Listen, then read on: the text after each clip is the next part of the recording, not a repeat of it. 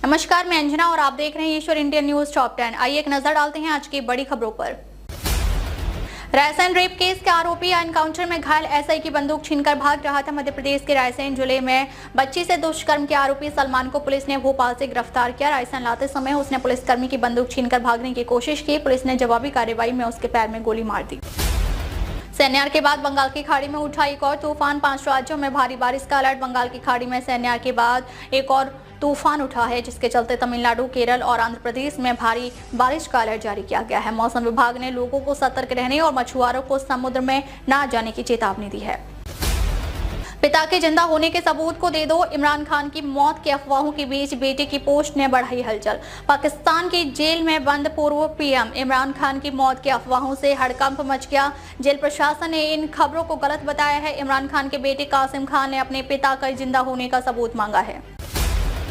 8 टावरों में थे 4600 लोग, मृतकों की संख्या 94 हुई। 77 साल में सबसे भीषण अग्निकांड की बड़ी बातें। हांगकांग के ताइपो इलाके में वॉन्ग फोक कोर्ट में भीषण आग लगने से अब तक 94 लोगों की मौत हो गई। आवासीय परिसर में लगी आग पर लगभग काबू पा लिया गया है। पुलिस ने असुरक्षित सामग्री के इस्तेमाल के आरोप में 3 निर्माण कंपनी के अधिकारियों को गिरफ्तार कर लिया है। अल-अफ़वा यूनिवर्सिटी में डॉक्टर शाहीन के करीबियों से कई घंटे पूछताछ। मुज़म्मिल के 3 बेडरूम वाले घर भी पहुंची एनआईए की टीम डॉक्टर शाहीन को लेकर अब अल-फराह यूनिवर्सिटी पहुंची और वहां उनके संपर्क में आने वाले लोगों से पूछताछ की। टीम शाहीन को खोरी जमालपुर गांव भी ले गई, जहां वह डॉक्टर मुज़म्मिल से निकाह के बाद रही थी। तरन तारण में पंजाब पुलिस का बड़ा एक्शन। गैंगस्टर राजू और हैप्पी बाबा सहित 7 बदमाश गिरफ्तार, हथियार बरामद। पंजाब के अमृतसर में पुलिस ने बड़ी कार्रवाई करते हुए गैंगस्टर राजू शूटर और हैप्पी बाबा समेत 7 बदमाशों को गिरफ्तार किया है। पुलिस ने उनके पास से 5 पिस्तौल और जिंदा कारतूस बरामद किए हैं। शुरुआती जांच में गैंग के तार सरहद पार से जुड़े होने का संदेह है।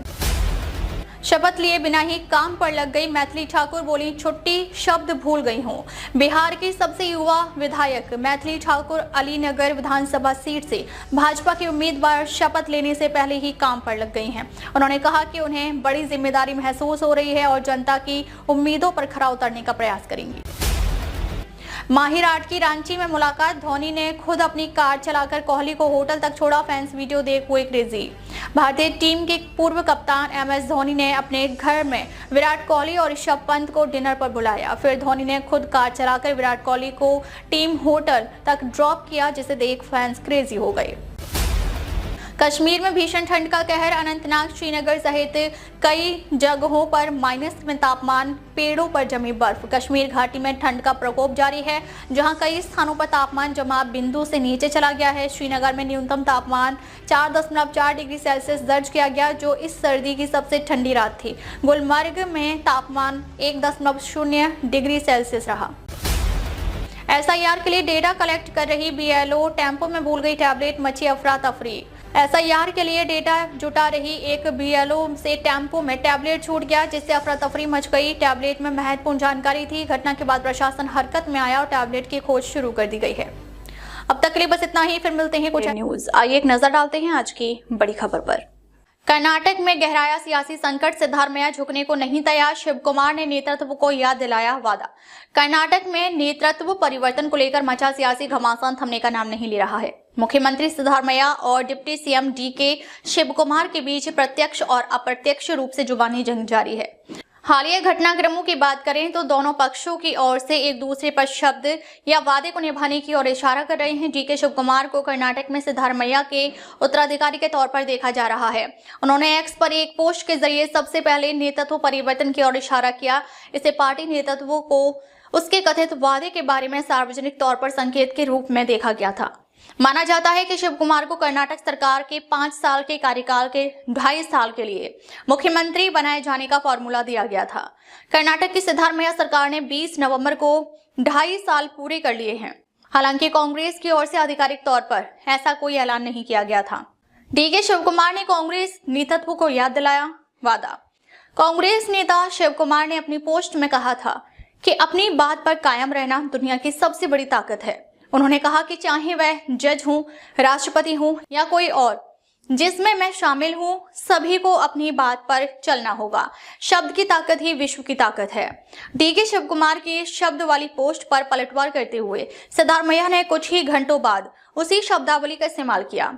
उन्होंने उन कामों की भी सूची दी जो वे अपने शेष कार्यकाल में करने की योजना बना रहे हैं, जो दर्शाने के लिए काफी है कि वे सीएम पद छोड़ने के मूड में नहीं है।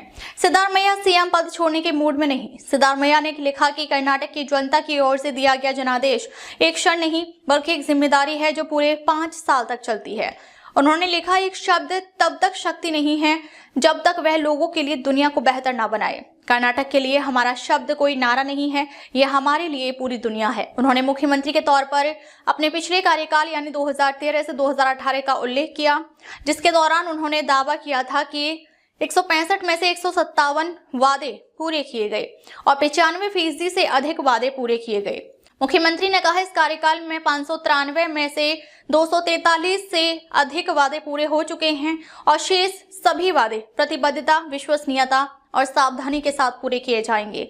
झगड़े के केंद्र में 2.5 साल वाला फॉर्मूला। कर्नाटक में कांग्रेस पार्टी के भीतर छिड़े संकट की मुख्य वजह 2.5 साल का फॉर्मूला है। पार्टी के अंदरूनी झगड़ों में यह खुलकर सामने आता रहा है। हाल के वर्षों में कांग्रेस को कम से कम 2 बार राजस्थान और छत्तीसगढ़ में इसी फॉर्मूले के चलते संकट का सामना करना पड़ा है। इन दोनों राज्यों में बाद में हुए चुनावों में उसे सत्ता गंवानी पड़ी थी। इस पूरे मुद्दे पर कांग्रेस अध्यक्ष मल्लिकार्जुन खड़गे ने कहा कि कोई भी फैसला पूरी तरह से आलाकमान की ओर से ही लिया जाएगा। उन्होंने कहा कि इस पर सार्वजनिक रूप से चर्चा करने की जरूरत नहीं की दहशत। 31% शहर छोड़ने की तैयारी में, जेब पर भी बढ़ गया बोझ। दिल्ली एनसीआर की लगातार जहरीली होती हवा से खराब होती सेहत को देखते हुए बड़ी संख्या में लोगों ने शहर बदलने का प्लान बनाना शुरू कर दिया है। 31% तो इस विषय में गंभीरता से सोचने लगे हैं और दूसरे शहरों में घर देखने से लेकर बच्चों के स्कूल के बारे में भी पता कर रहे हैं। यह खुलासा स्मिथ पल्स AI के सर्वे में हुआ है। पता चला है कि 80% से ज्यादा लोग स्वास्थ्य समस्याओं से जूझ रहे हैं। इनमें पुरानी खांसी, थकान, आंखों में जलन और सांस लेने में परेशानी जैसे लक्षण शामिल हैं। 68.3% लोग पिछले 1 साल में खास तौर पर प्रदूषण से जुड़ी बीमारियों के लिए डॉक्टर के पास गए। सर्वेक्षण के अनुसार प्रदूषण के कारण 79.8% लोग कहीं और जाने के बारे में सोचने लगे हैं, तो 33.6% लोग शहर बदलने की तैयारी में हैं, जबकि 15.2% लोग तो दूसरी जगह शिफ्ट भी हो चुके हैं। 31% लोग इस पर गंभीरता से विचार कर रहे हैं।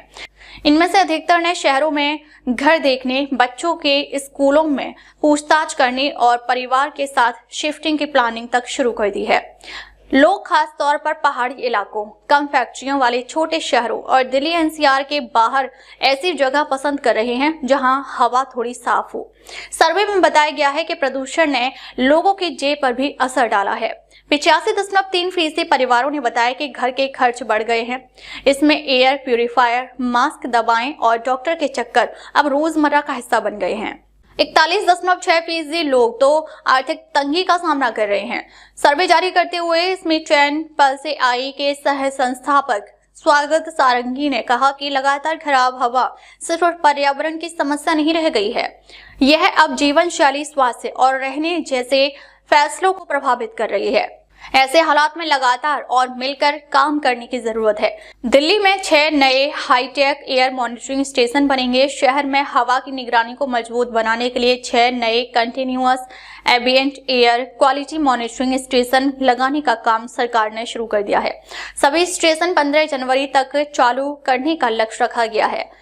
इनसे प्रदूषण स्तर, मौसम और हवा की दिशा गति की वास्तविक जानकारी 24 घंटे मिलेगी।